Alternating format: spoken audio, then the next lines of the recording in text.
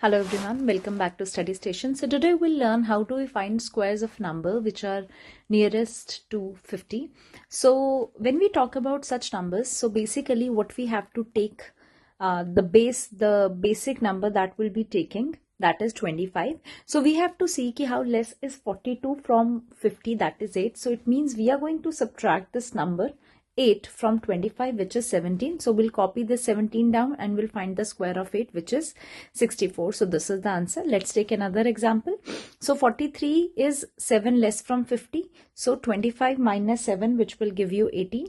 So I'll copy 18 and 7 square is 49. So the answer is 1849.